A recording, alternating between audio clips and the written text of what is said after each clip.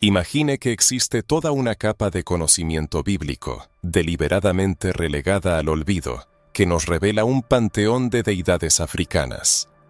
A lo largo de los siglos, las conexiones espirituales, los libros sagrados y pasajes enteros de la historia fueron olvidados, ocultados o simplemente ignorados. ¿Qué pasaría si las raíces espirituales de la humanidad se adentraran en el continente africano hacia la herencia ancestral, en lugar de limitarse a los dogmas religiosos aceptados? ¿Y si los dioses antiguos adorados en tierras africanas no fueran meros ídolos, sino entidades espirituales cuyas características resuenan con los personajes de las Sagradas Escrituras? Nos espera un viaje capaz de trastocar las concepciones establecidas sobre la fe, el origen de la Biblia y su contenido.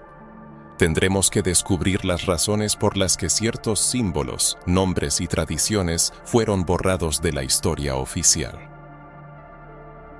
Quedará claro por qué muchos investigadores evitan este tema y cómo este silenciamiento ha influido en la formación de las perspectivas religiosas de generaciones enteras, desconectadas de sus raíces africanas. Esto no es un desafío, sino una revelación. Comenzaremos con el análisis de los silencios en los textos canónicos para comprender los motivos de la exclusión de ciertos temas y personajes. Luego, recurriremos a los llamados libros apócrifos para descubrir lo que dicen sobre la espiritualidad de África y otras culturas no europeas. Nos sorprenderemos al encontrar la presencia de personajes africanos en los textos sagrados, de origen cusita, etíope y egipcio, que la tradición religiosa intentó ocultar tras una interpretación occidental.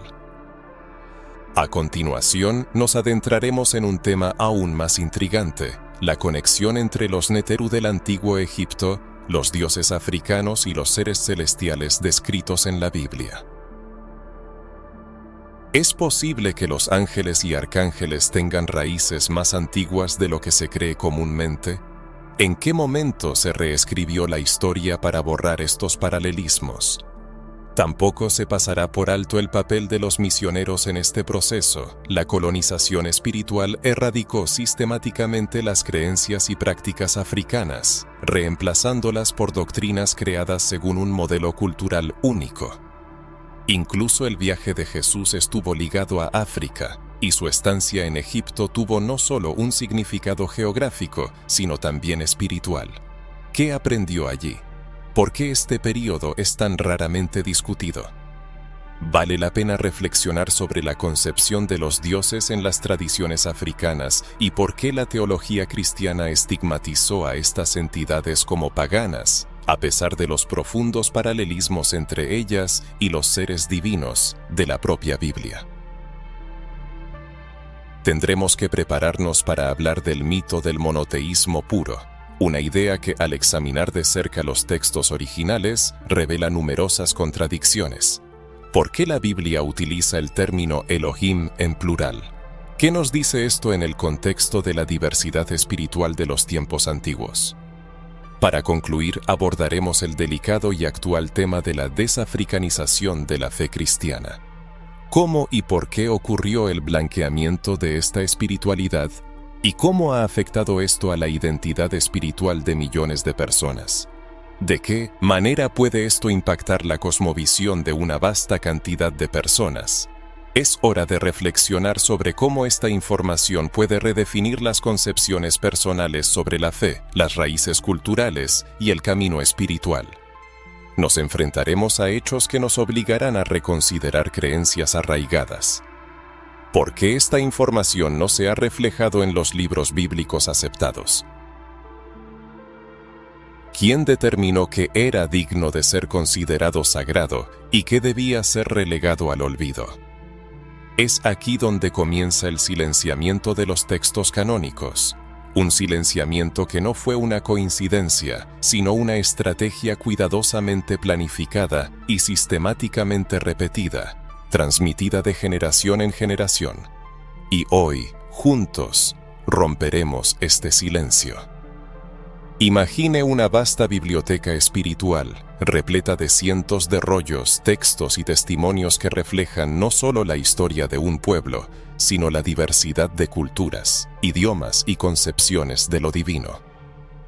Ahora imagine a alguien entrando en esta biblioteca y comenzando a clasificar los libros en dos montones, los que se ajustaban a un propósito determinado y los que debían ser destruidos, prohibidos u olvidados. Fue así como se formó el canon bíblico. Lo que hoy conocemos como la Santa Biblia pasó por el prisma de filtros humanos, teológicos, políticos, culturales y, sin duda, coloniales. Quizás no todos son conscientes de que estos filtros ignoraron por completo las voces espirituales de África, los símbolos de sabiduría provenientes de las tradiciones cusitas, egipcias, etíopes y nubias. Muchos de estos pueblos estaban profundamente conectados con el mundo espiritual, con las manifestaciones de los dioses, o más bien, de las fuerzas divinas que rigen los aspectos de la creación, la naturaleza y el alma humana misma. Sin embargo, esta riqueza de conocimiento fue considerada incompatible con el nuevo modelo teológico que se gestaba en Occidente, especialmente tras el auge del Imperio Romano. Los criterios de exclusión, a menudo justificados por la inspiración divina, en realidad se basaban en intereses religiosos y políticos. Numerosos textos que celebraban tradiciones espirituales distintas del judaísmo tradicional o del cristianismo naciente fueron rechazados. Y entre los textos más sutilmente descartados se encontraban aquellos que mencionaban prácticas, símbolos o deidades relacionadas con el continente africano. Así la historia sagrada se formó dentro de un modelo eurocéntrico que consideraba la cultura africana como inferior, pagana o demoníaca. Los conocimientos no europeos fueron sistemáticamente ocultados, ignorados e incluso perseguidos. Lo que era sagrado para los pueblos africanos se clasificó como brujería, idolatría o herejía. Los orishas y vodun, formas de manifestación divina en las culturas africanas, fueron excluidos de la comprensión como expresiones espirituales legítimas. Pero ¿qué pasaría si la exclusión no fue meramente por ignorancia? ¿Y si fue intencional? ¿Y si existió un interés egoísta en desvincular a los pueblos africanos de su propia herencia espiritual para facilitar el dominio, la conversión forzada y la colonización del alma? Vale la pena reflexionar sobre esta pregunta. Un pueblo despojado del conocimiento de sus raíces espirituales se vuelve vulnerable, fácil de moldear y manipular. La aniquilación de la espiritualidad ancestral se convirtió en una de las herramientas más efectivas para establecer el dominio sobre continentes enteros. En aquellos tiempos, la Biblia, originalmente destinada a la liberación, se transformó en un instrumento de control que se extendió por diferentes continentes. Las voces que celebraban la conexión con la naturaleza, los ancestros y el ciclo de la vida y la muerte fueron silenciadas deliberadamente. En su lugar, surgió una narrativa centralizada y exclusiva, donde todo lo que no se ajustaba a los marcos establecidos era condenado. Esto explica la ausencia de ciertos temas en los textos oficiales, que fueron arrancados deliberadamente de la memoria colectiva. ¿Por qué, por ejemplo, Egipto se menciona tan a menudo en la Biblia, pero siempre bajo una luz negativa, como símbolo de esclavitud o rebelión contra Dios? ¿Fue ese el verdadero papel de Egipto en el contexto espiritual de la Biblia? ¿O esta imagen fue creada artificialmente para borrar la sabiduría que existía allí? De hecho, Egipto fue la cuna de la ciencia, la filosofía y una profunda espiritualidad, y Moisés recibió allí una parte significativa de sus conocimientos, lo cual, sin embargo, se silencia. Y Etiopía, uno de los países más antiguos que mantuvo una conexión con el judaísmo y el cristianismo primitivo. ¿Saben muchos que existían comunidades judías en Etiopía incluso antes de la destrucción del templo en Jerusalén y que el cristianismo llegó a Etiopía antes de ser oficialmente reconocido por Roma? Pero el énfasis de la narrativa se desplazó hacia Europa Central, silenciando las voces del sur global. Los africanos comenzaron a ser representados no como protagonistas, sino como personajes secundarios o extras exóticos en la historia sagrada. Por lo tanto, es importante plantear esta cuestión, no solo para revelar los temas excluidos, sino también para restaurar la dignidad de las voces borradas, invitando a una reunificación espiritual con aquello que nos fue negado durante siglos. No es solo una cuestión de historia o curiosidad teológica, sino una cuestión de identidad, de alma y de conocimiento sobre el origen y las razones de la pérdida de nuestra verdadera esencia. Quizás, al leer estas líneas, se despierta una sensación interna, una percepción de piezas faltantes en el rompecabezas de la fe. Y esta sensación está justificada, no es herejía, sino el eco de los ancestros que claman por la reunificación. La espiritualidad africana no debe ser vista como enemiga de la Biblia.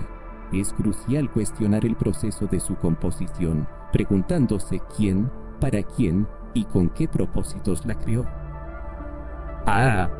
Es necesario discutir el papel de los concilios que definieron el canon bíblico, donde los mayores de líderes religiosos, principalmente ubicados en el Oriente, se celebraban a puerta cerrada, y las decisiones se tomaban basando en criterios políticos. Cientos de manuscritos, muchos de los cuales contenían profundos conocimientos espirituales, incluyendo relatos de interacción con entidades espirituales presentes en las tradiciones africanas, fueron rechazados. ¿Por qué no se conservaron estos textos? Porque hablaban de verdades que no encajaban. En el proyecto de establecer un control religioso, no es de extrañar que a lo largo de la historia libros enteros desaparecieran, textos fueran quemados, bibliotecas destruidas y tradiciones orales interrumpidas por guerras, invasiones y la esclavitud. Pero la semilla permaneció y ahora, siglos después, vuelve a brotar, floreciendo en corazones que se niegan a aceptar solo lo que les está permitido, en corazones que buscan conocimiento, deseosos de escuchar las voces silenciadas y reunirse con lo espiritual en su plenitud, integridad y libertad. Reflexione sobre la profundidad de la fe, permítase sentir aquello que, quizás, ha escapado a su comprensión.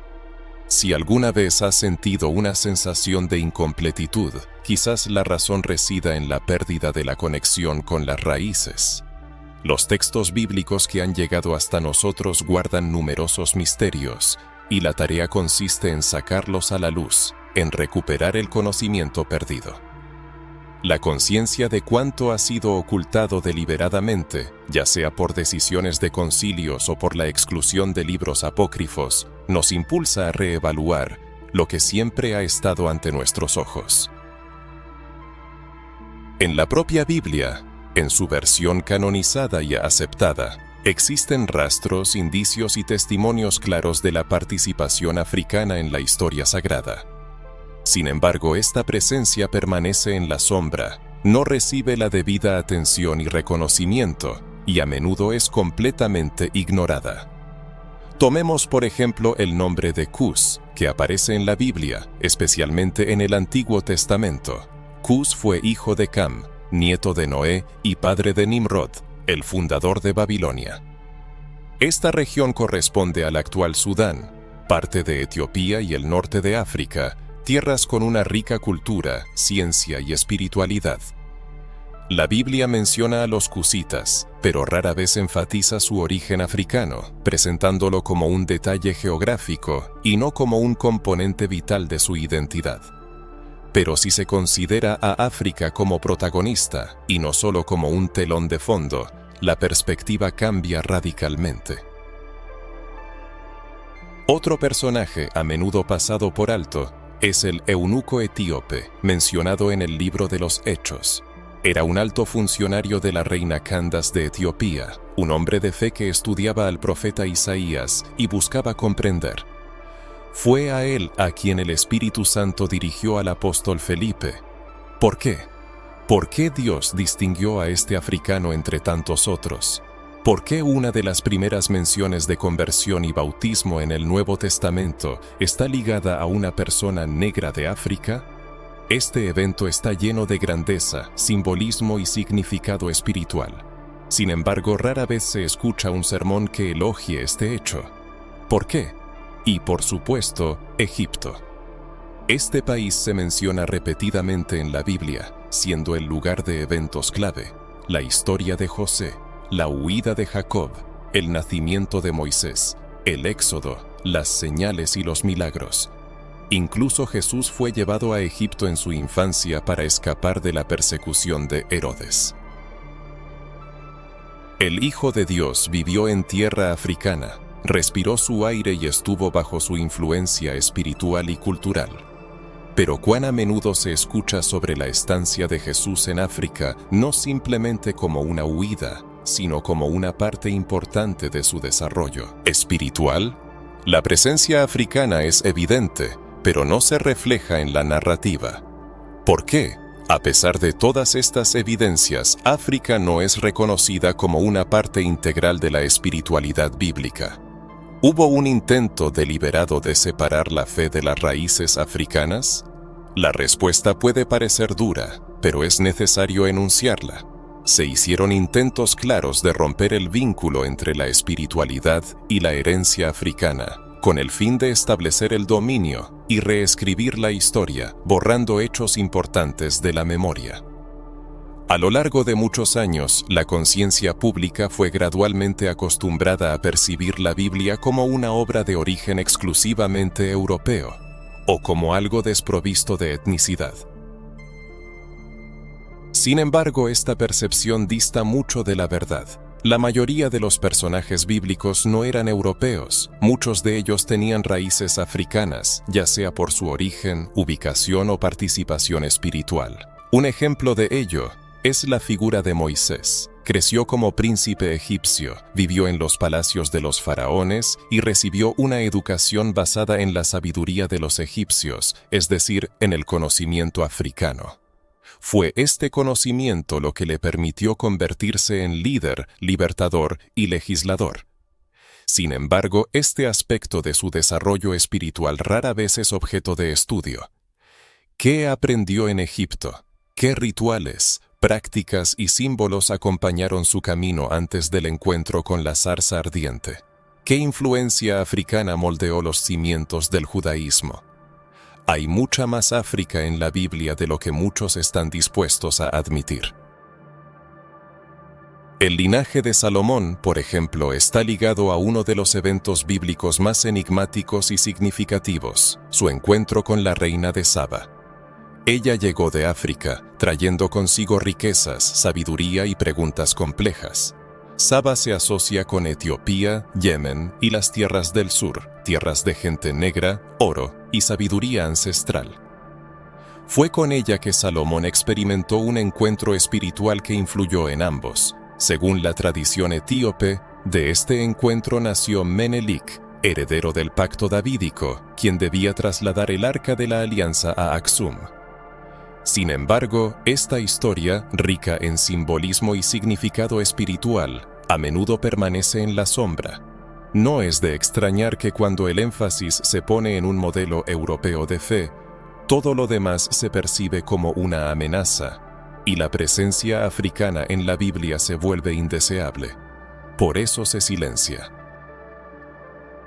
A lo largo de los siglos, las representaciones bíblicas fueron blanqueadas. Jesús se volvió europeo, María adquirió piel clara y los apóstoles parecían sacados de Escandinavia.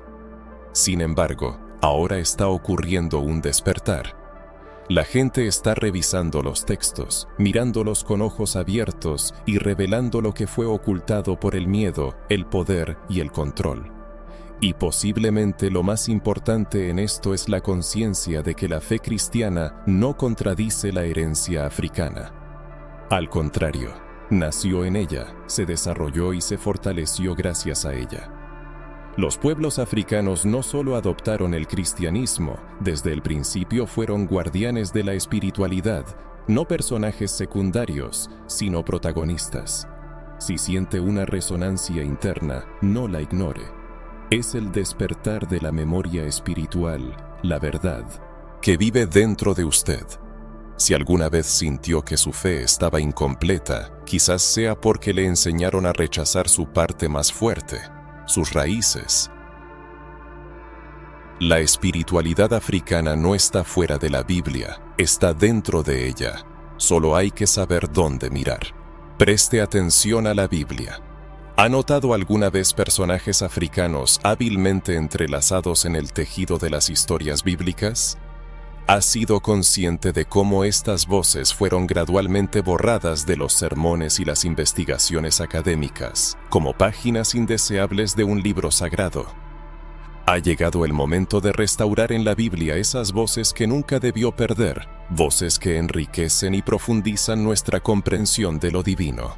La revelación apenas comienza, como una excavación arqueológica donde con cada capa de historia institucionalizada removida, descubrimos que lo sagrado es mucho más vasto, profundo y antiguo de lo que nos hicieron creer, e inseparablemente ligado a la rica herencia africana.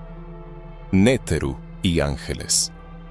Aquí es necesario, con delicadeza, respeto, pero también con audacia, abordar una cuestión de suma importancia. Se trata de la asombrosa similitud y quizás incluso el origen común entre los llamados Néteru egipcios y los seres celestiales bíblicos, especialmente los ángeles. Y si aquello que hoy veneramos como ángeles es en realidad una adaptación simbólica de antiguas deidades africanas, preexistentes miles de años antes de la formación de la teología cristiana. Respire hondo y abra su mente a nuevos horizontes. Esta reflexión no busca socavar la fe de nadie, sino más bien restaurar conexiones espirituales que fueron violentamente fragmentadas por el tiempo y el prejuicio. Los Néteru, que en el antiguo egipcio significan algo así como principios divinos o fuerzas espirituales que rigen la naturaleza, no eran vistos como dioses en el sentido pagano, como el mundo occidental intentó presentarlos. Más bien, eran diversas manifestaciones de lo divino supremo, cada una responsable de un aspecto único de la creación. Representaban el orden cósmico, la armonía entre los mundos visible e invisible, y una conexión directa entre la humanidad y el Creador. ¿Suena familiar, verdad? Ahora, observe más de cerca. Cuando estudiamos las descripciones de los ángeles bíblicos, mensajeros, guardianes, guerreros, seres alados, entidades que se comunican con los profetas, que traen revelaciones divinas e incluso ejecutan juicios divinos, encontramos un patrón simbólico asombrosamente similar al rol que los Néteru desempeñaban en la espiritualidad del antiguo Egipto. Este patrón, que abarca diversas culturas, lleva en sí la misma esencia, la mediación entre los mundos humano y espiritual, un puente entre lo terrenal y lo celestial. Consideremos, por ejemplo, a Gabriel, el ángel de la Anunciación, y comparémoslo con Tot, el Néteru responsable de la sabiduría, la escritura, el conocimiento y la conexión entre los mundos. La similitud funcional es simplemente asombrosa. Ambos son mensajeros que revelan misterios y transmiten mensajes divinos. Ambos están conectados con la palabra, la fuerza creativa que moldea la realidad. ¿Y qué hay de Miguel, el arcángel guerrero que lucha en nombre de Dios contra las fuerzas del mal? No es difícil trazar paralelismos con Horus, el protector, el luchador por la justicia que vence el caos encarnado en Set. Estas conexiones no son casuales y no deben verse como una amenaza a la fe cristiana. Por el contrario, pueden entenderse como un origen común, una base espiritual que une a culturas que en la antigüedad poseían una visión holística de la realidad. La pregunta es, ¿por qué estas similitudes fueron deliberadamente ocultadas o deslegitimadas? ¿Por qué los Néteru fueron estigmatizados como ídolos, mientras que los ángeles fueron elevados como los únicos verdaderos mensajeros celestiales? La respuesta reside en la creación de una narrativa religiosa dominante, diseñada para borrar o demonizar todo aquello que no se ajustaba a los estándares europeos, todo lo que no encajaba en la nueva estructura teológica creada siglos después de la vida de Jesús. Esto incluye a las deidades africanas, los principios cósmicos egipcios y los arquetipos espirituales de la herencia africana que, durante milenios, sirvieron como base de la conexión entre la humanidad y lo divino. Es asombroso cómo, incluso después de intentos deliberados de erradicación, la espiritualidad popular conserva ecos de antiguas conexiones. Personas de todo el mundo continúan viendo en sueños seres alados, sintiendo presencias invisibles, escuchando voces internas que ofrecen guía, protegen de peligros y advierten sobre errores. En las tradiciones africanas y de la diáspora africana, estas manifestaciones no solo son conocidas, sino que tienen nombres y son veneradas como orishas, vodun y enkisi, cuyas características son sorprendentemente similares a las de los ángeles bíblicos. También luchan contra fuerzas oscuras, señalan el camino correcto, protegen a los inocentes y restauran la armonía. La diferencia radica únicamente en cómo las distintas culturas nombran y perciben estas manifestaciones divinas.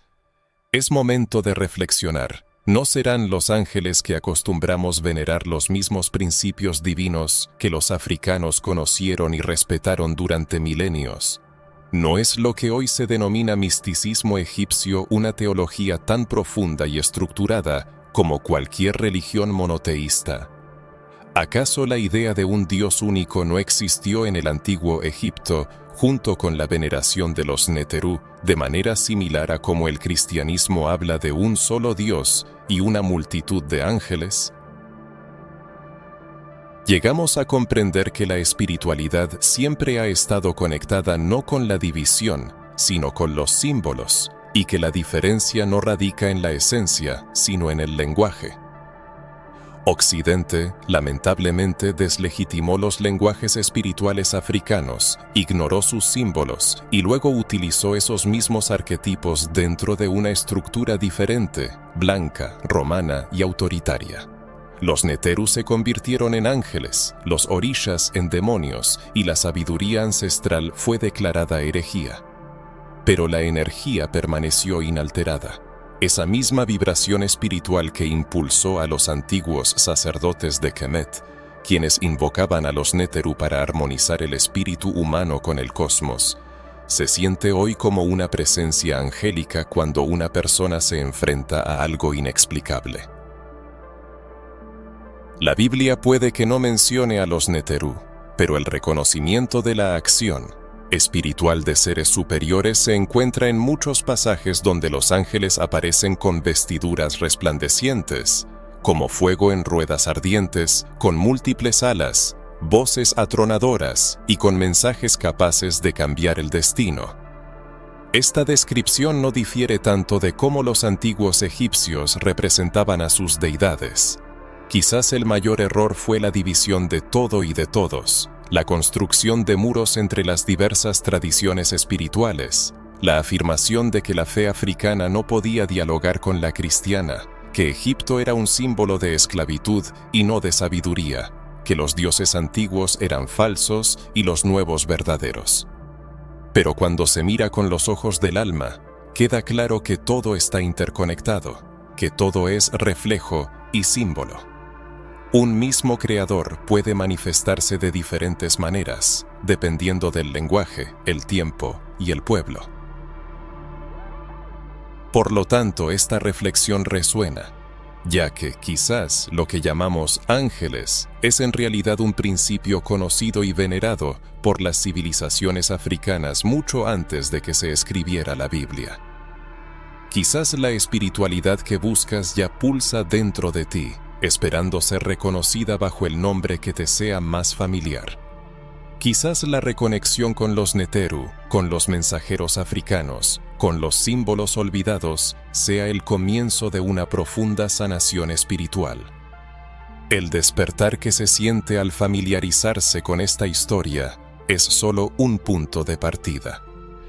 La siguiente etapa de esta revelación promete una inmersión más profunda en los orígenes de la fe, abordando quizás los aspectos más complejos y al mismo tiempo liberadores del camino espiritual. La colonización espiritual, la conciencia del silenciamiento de los textos canónicos, el estudio de los apócrifos y la reevaluación del papel de los personajes africanos en los relatos bíblicos, así como el descubrimiento de la conexión entre los Neterú egipcios y los ángeles cristianos, nos llevan a la necesidad de nombrar el proceso que causó la desunión espiritual de millones de personas. Se trata de la colonización espiritual y el papel cruel y sistemático que desempeñaron los misioneros en la erradicación de la identidad cultural. Es imposible hablar de fe, de la Biblia y de la espiritualidad africana sin tener en cuenta la actividad de las misiones religiosas en los territorios colonizados.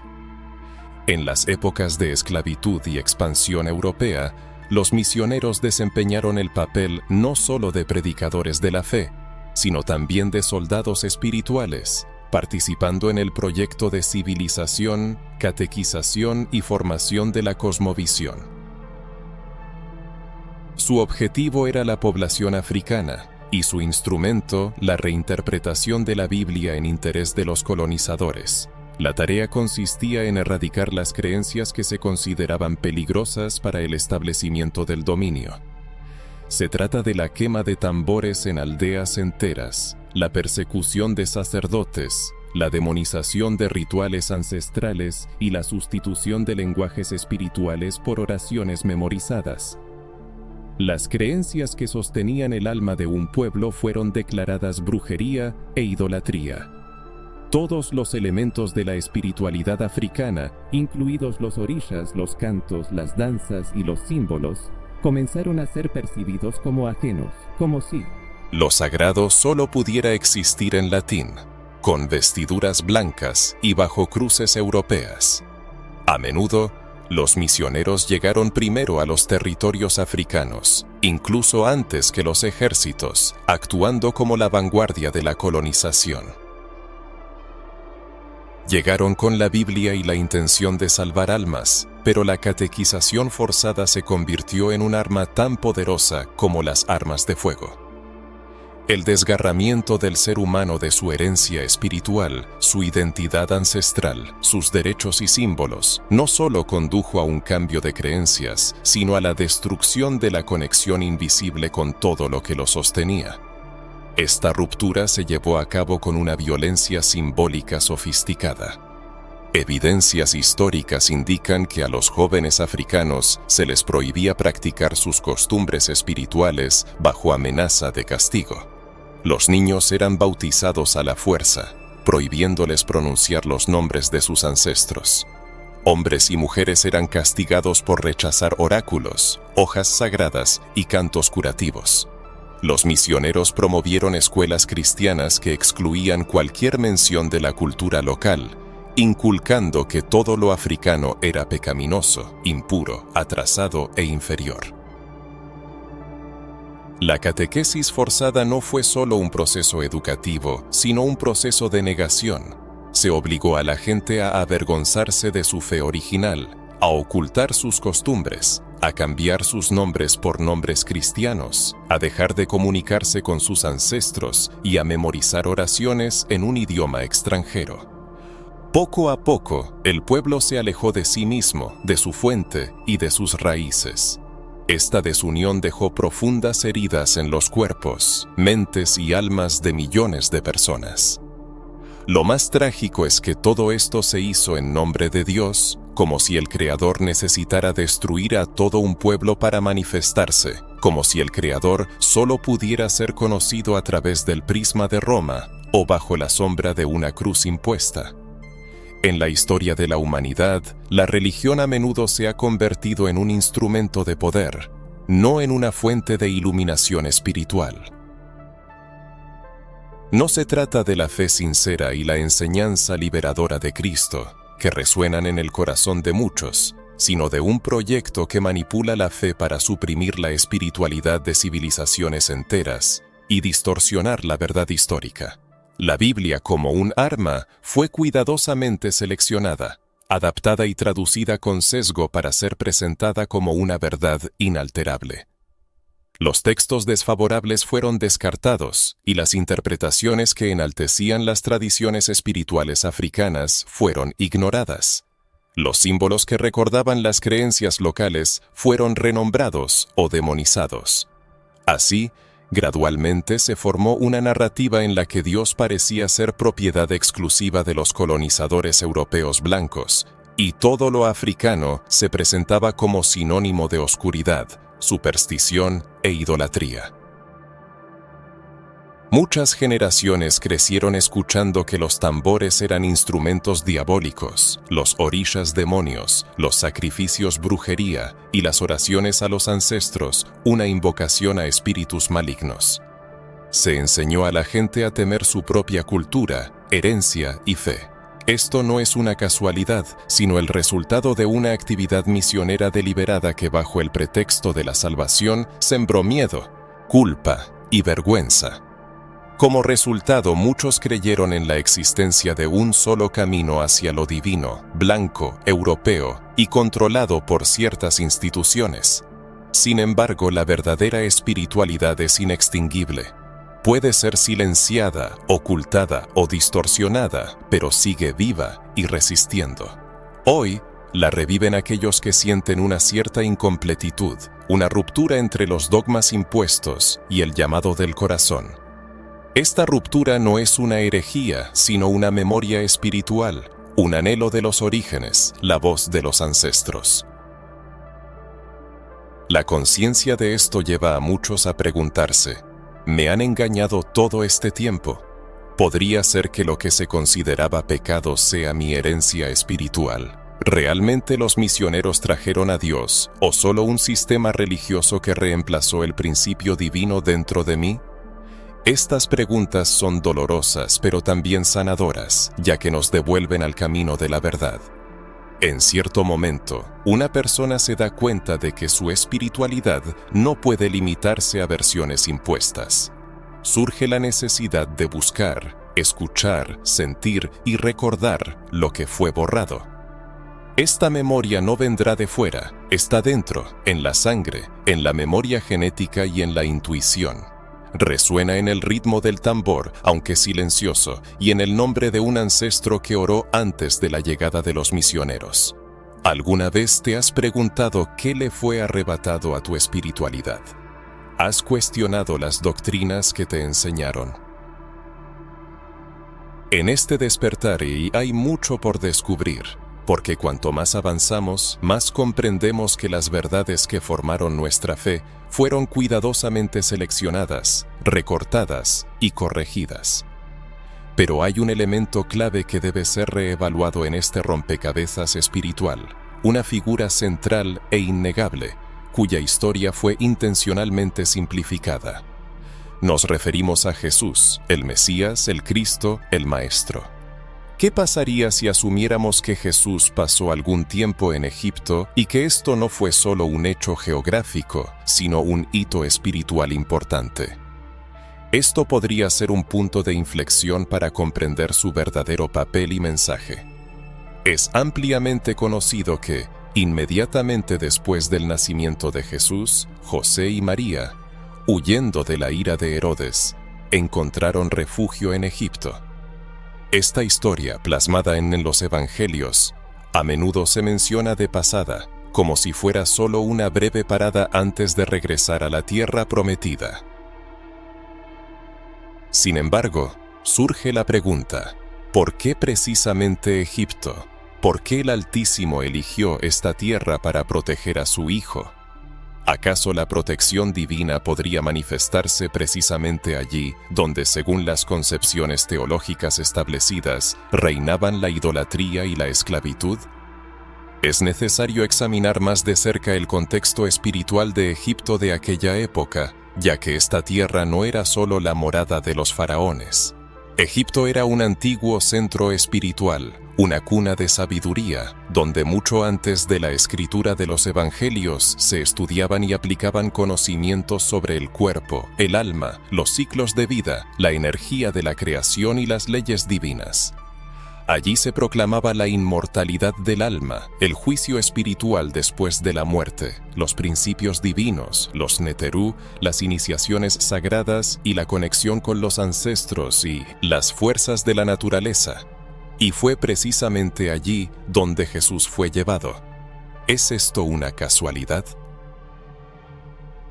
Durante los años que pasó en tierra africana, Jesús no se refugió en el aislamiento.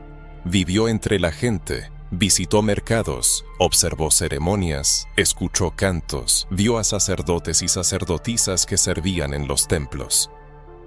Respiró la espiritualidad africana. Es imposible imaginar que esta experiencia no dejara una profunda huella en su formación. Es muy probable que muchas de sus enseñanzas posteriores tengan sus raíces en este período, que las escrituras canónicas pasan por alto. ¿Has notado que las enseñanzas de Jesús están envueltas en misterio, parábolas y símbolos? Hablaba con metáforas, aludiendo a lo invisible, a lo divino dentro del ser humano, a la necesidad de un renacimiento espiritual, de la purificación del cuerpo y el alma, de la búsqueda de la verdad oculta. ¿No te recuerda esto a algo? Sí. Resuena con lo que se enseñaba en las escuelas de iniciación egipcias, donde los estudiantes pasaban por etapas, ritos, pruebas y revelaciones hasta alcanzar la iluminación espiritual superior. No parece casualidad que se hablara de Jesús como un hombre que crecía en sabiduría, edad y gracia, y que comenzara su ministerio solo a los 30 años, una edad en la que, según las tradiciones de iniciación, el iniciado egipcio alcanzaba un nivel que le permitía enseñar. Egipto, contrariamente a las concepciones de los teólogos medievales, era una tierra de conexiones espirituales. Y es fascinante pensar que Jesús, en su infancia, se formó en este crisol espiritual, absorbiendo elementos de la sabiduría ancestral y reinterpretándolos posteriormente en su misión mesiánica. Cuando dice, «El reino de Dios está dentro de vosotros», esto concuerda plenamente con el principio egipcio que afirma que lo divino reside en el corazón del ser humano. Cuando sana con el toque, el barro, el aliento, utiliza prácticas similares a las empleadas por los sacerdotes del Nilo, quienes poseían conocimientos sobre la energía vital presente en los elementos. Cuando habla de luz, oscuridad, despertar espiritual, entra en diálogo con una tradición que conoció estos caminos durante milenios. Durante milenios, el hecho de la estancia de Jesús en Egipto ha permanecido en la sombra. ¿Por qué este importante periodo de su vida es ignorado, como una nota al pie insignificante en la historia? Reconocer la influencia de la cultura egipcia en la formación de la personalidad de Cristo significaría renunciar a la idea establecida de que su desarrollo espiritual ocurrió exclusivamente dentro de la tradición judía. Implicaría reconocer que Jesús, cuya esencia es universal, también estuvo expuesto a la influencia de las culturas africanas, el simbolismo egipcio y la espiritualidad que existía mucho antes del cristianismo. Sin embargo, para la visión colonial que capturó la fe institucionalizada, tal reconocimiento era inaceptable. Aceptar a Jesús como una persona que absorbió la sabiduría de las fuentes egipcias brinda a millones de africanos la oportunidad de sentir una conexión con su fe sin culpa, miedo o la necesidad de renunciar a su herencia. Permite comprender que la espiritualidad africana no es hostil a Cristo, sino que es una parte integral de su camino.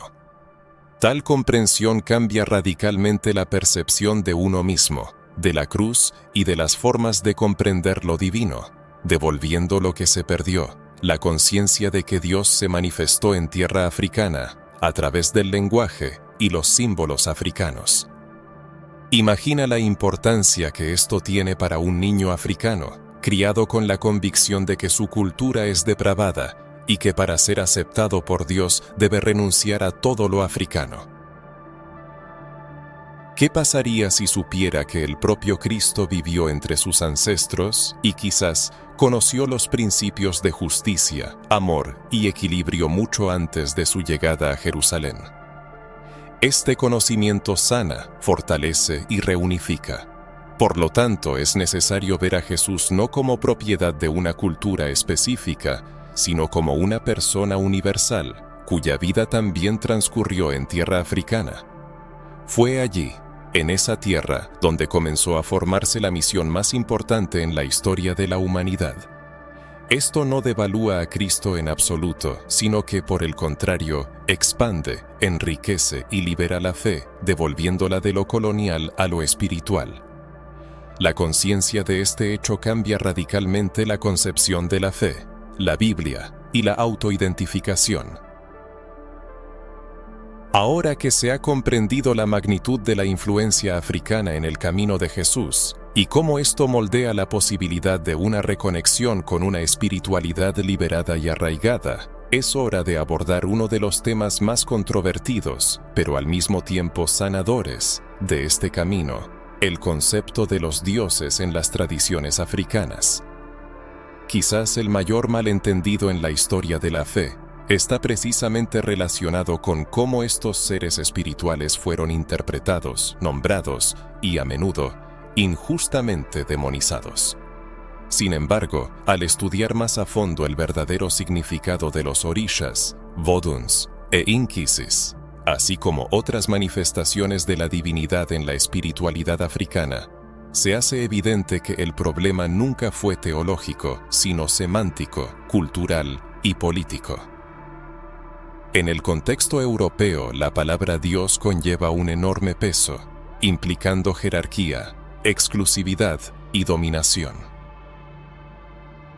Cuando los misioneros europeos llegaron a tierras africanas y escucharon a los locales nombrar a sus entidades sagradas, inmediatamente identificaron estas fuerzas espirituales con dioses falsos, o peor aún, con demonios. Sin embargo, esto demuestra más la ignorancia cultural de los colonizadores que la esencia espiritual de estos antiguos sistemas. Consideremos los conceptos de los orishas, extendidos en las tradiciones yoruba y en las religiones de la diáspora africana, como el candomblé. Un orisha no es una deidad que compite con el Altísimo, sino más bien un principio divino, una manifestación única del Creador Supremo, conocido entre los yoruba como Olodumare u Olorun. Los orishas representan energías que gobiernan los elementos naturales y diversos aspectos de la vida humana. Changó encarna la justicia, Ogún la fuerza y el trabajo, Oshun la fertilidad y el amor, y Yemayá las aguas profundas y la maternidad. No rivalizan con Dios, sino que lo expresan como facetas de la creación divina, caminos simbólicos a través de los cuales las personas pueden comprender y entrar en contacto con lo sagrado. Volvamos a los ángeles, bíblicos como Gabriel, Miguel y Rafael, cada uno dotado de un papel, una misión y una esfera de influencia específicos. Gabriel actúa como mensajero, Miguel como guerrero y Rafael como sanador. ¿Acaso esto no refleja la misma lógica? Un Dios único, pero una multitud de seres que actúan en su nombre, manifestando aspectos de su voluntad y ayudando a las personas en diversas etapas de su camino vital. La diferencia radica solo en el lenguaje. Lo que en el cristianismo se denomina ángel, en la tradición africana se presenta como orisha, vodun o inkisi. Las funciones de estas entidades son equivalentes, la simbología es paralela. Sin embargo, la actitud hacia estas manifestaciones por parte del sistema dominante ha sido históricamente extremadamente desigual. Los voduns, especialmente venerados en las tradiciones de Benín, Togo y la cultura jeje, cumplen funciones similares. Representan energías, fuerzas espirituales que participan en la creación del mundo, el mantenimiento del orden cósmico y la regulación de la vida social. Los Voduns poseen individualidad, historia, una esfera espiritual e interactúan con las personas mediante rituales, danzas, cantos y ofrendas. De manera análoga, los Inkisis en las tradiciones bantú son entidades espirituales vinculadas a los elementos de la naturaleza y a aspectos específicos del ser. Todos estos sistemas están unidos por un principio común, la existencia de un Dios supremo, inalcanzable directamente, pero cuyas manifestaciones están presentes en la creación a través de la mediación de estas entidades. Este modelo no es politeísta en el sentido pagano europeo, es profundamente espiritual, simbólico y está estrechamente relacionado con la naturaleza. Las tradiciones africanas no crearon una multitud de dioses, sino que reconocieron que lo divino se manifiesta de diversas formas y que las personas necesitan imágenes, nombres, ritmos y rituales para acercarse al misterio incomprensible. Recordemos la Biblia, donde en los Salmos se mencionan ángeles servidores, espíritus de fuego y seres celestiales que rodean el trono de Dios. Los profetas tuvieron visiones de seres con múltiples alas, rostros y voces atronadoras. Juan, en el Apocalipsis, describe entidades que no se pueden clasificar racionalmente. Esto no difiere tanto de la experiencia espiritual que siempre ha sido inherente a las culturas africanas. Sin embargo, el cristianismo colonial creó una dicotomía rígida: o adoras a su Dios, o permaneces en la oscuridad. Como resultado, las prácticas africanas fueron relegadas al ámbito de lo prohibido. A los orishas se les comenzó a llamar entidades malignas, los rituales se convirtieron en macumba y las hojas sagradas en brujería. Todo lo que no se ajustaba al modelo romano fue rechazado. Debido a esto, millones de personas negras se avergonzaron de sus raíces espirituales, creyendo que debían renunciar a todo lo suyo para ser aceptados por Dios. Durante mucho tiempo, las prácticas espirituales africanas fueron distorsionadas y denigradas, presentadas como supersticiones primitivas o incluso como manifestaciones del mal. Sin embargo, hoy en día se está produciendo una reevaluación de estas tradiciones, lo que permite ver su verdadero valor. Los orishas, voduns y otras deidades africanas se presentan no como ídolos, sino como canales de conexión con lo divino, como símbolos de diversos aspectos del alma humana y del mundo que nos rodea. Las danzas rituales, el toque de tambores, los bosques sagrados y el axé, todos son elementos de un lenguaje espiritual que transmite la sabiduría ancestral. Esta fe es viva, auténtica y posee una fuerza inmensa. Es importante señalar que no contradice la Biblia, sino que más bien amplía la concepción de lo sagrado, ofreciendo una visión más amplia de la realidad espiritual. La espiritualidad africana no necesita justificaciones, siempre ha existido, extrayendo su fuerza de la tierra, el cielo, el agua, el fuego, de la vida misma. Pulsa dentro de nosotros y sigue llamando. Si sientes resonancia con estas palabras, si reconoces que los dioses africanos son manifestaciones legítimas del Creador, entonces acepta lo sagrado en tus raíces. Pronúncialo con valentía, porque cada palabra es un paso hacia la reunificación. Considerando el concepto de las deidades africanas, pasemos a una de las afirmaciones más extendidas y menos discutidas de la tradición religiosa occidental, la idea del monoteísmo puro. Se nos inculca que la creencia en un Dios único es el cimiento inquebrantable de la fe bíblica desde sus primeros capítulos. Pero, ¿es esto realmente así? Los buscadores de la verdad espiritual deben saber que el concepto de un Dios único, tal como lo conocemos hoy, no surgió de inmediato en el libro del Génesis. Al examinar los textos originales en hebreo, se revela un detalle interesante. La palabra utilizada para designar a Dios en el Antiguo Testamento, especialmente al comienzo del relato de la creación, es Elohim. Este término está en plural, Elohim significa literalmente dioses. ¿Por qué, entonces, las traducciones modernas utilizan la palabra Dios en singular? ¿Por qué se ignora esta pluralidad? ¿No es esto una adaptación del texto original a un modelo de fe posterior, surgido en una época en que las estructuras religiosas y políticas buscaban la centralización y el control? Esta pregunta pone en tela de juicio las ideas establecidas. Si el propio texto de la creación utiliza una palabra en plural para referirse a lo divino, esto sugiere que los antiguos hebreos tenían una concepción de Dios más compleja y multifacética de lo que se nos ha enseñado. Además, cuando Dios dice, hagamos al hombre a nuestra imagen conforme a nuestra semejanza, el verbo también está en plural. ¿Quiénes son estos nosotros? ¿A quién se dirige Dios? ¿Por qué no se dice, yo haré, o yo haré al hombre a mi imagen? Este nosotros indica una pluralidad, un consejo celestial, una asamblea de fuerzas creativas, un misterio que ha sido simplificado dentro de la teología dominante. En el ámbito de la teología, la espiritualidad africana ofrece claves valiosas para interpretar los conceptos religiosos. En las tradiciones ancestrales, lo divino es percibido como múltiple, incluso al reconocer a un creador supremo. Se cree que el creador es tan grande e inalcanzable que solo puede ser comprendido a través de diversas manifestaciones, elementos, ciclos, espíritus y entidades mediadoras. Esta visión es profundamente compatible con el concepto original de Elohim, que no apunta a un ser aislado, sino a un conjunto de fuerzas espirituales que participan en la creación.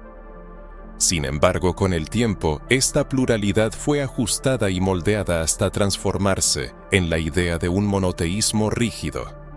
Este proceso fue impulsado no solo por la evolución espiritual, sino también por la necesidad política. Los reinos que buscaban centralizar el poder necesitaban centralizar la fe. El concepto de la pluralidad espiritual representaba un peligro al permitir la libertad y la conexión con otros sistemas espirituales.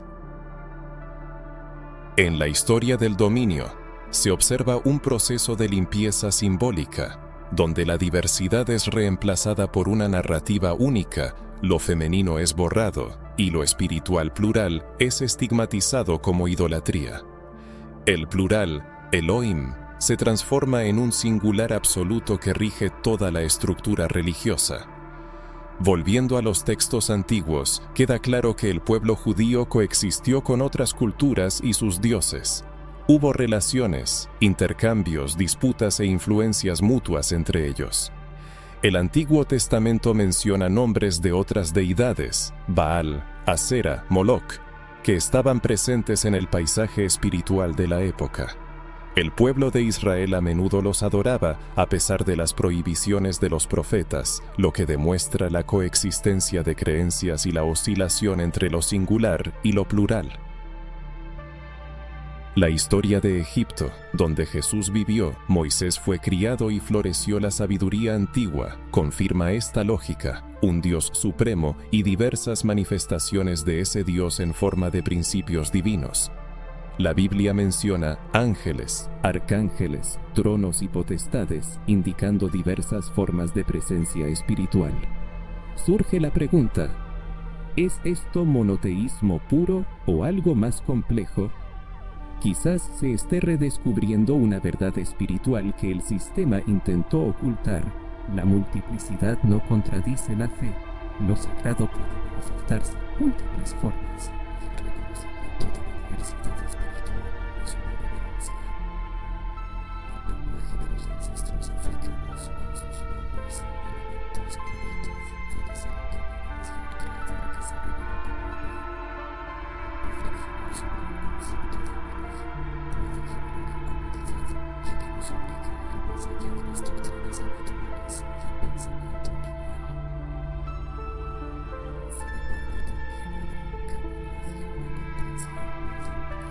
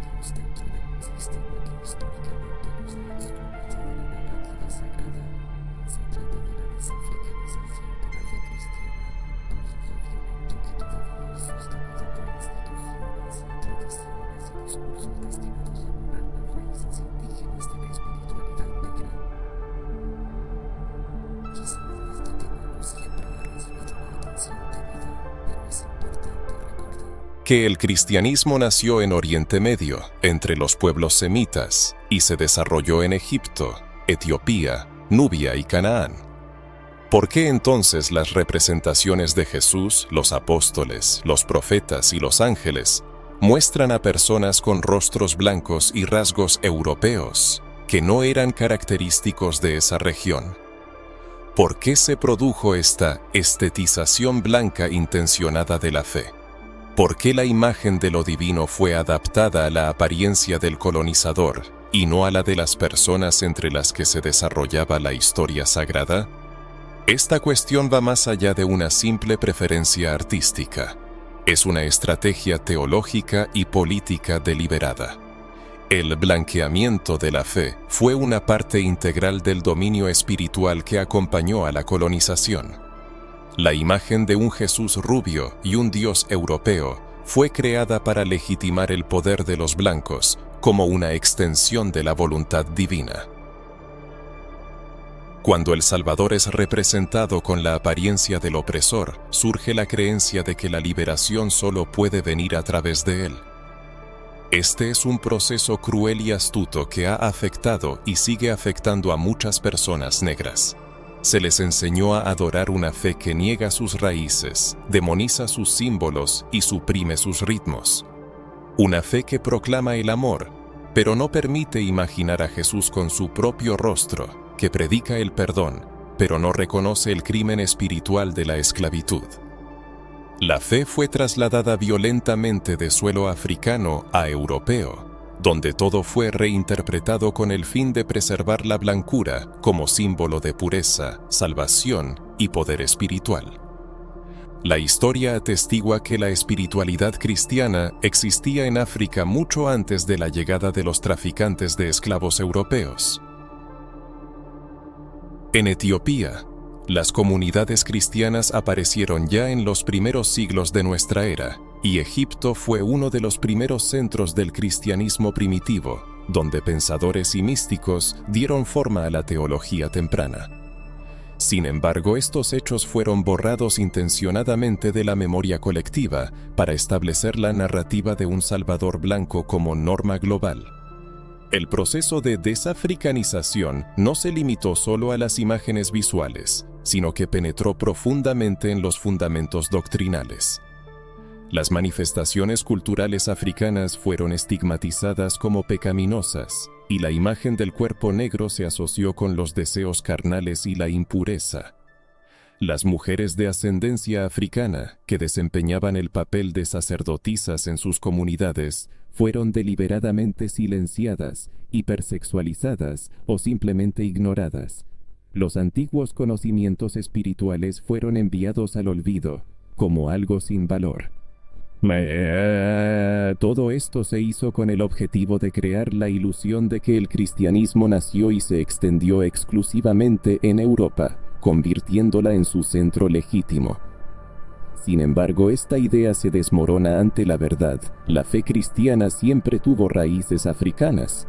La espiritualidad que nace del Nilo, que resuena en los cantos de las aldeas, que danza con el viento, que honra a los ancestros, que reconoce lo divino en la naturaleza y que cuida el cuerpo como un templo, está mucho más cerca de cómo vivió Jesús que muchas de las prácticas modernas frías e intelectualizadas que han reemplazado la experiencia viva de lo sagrado.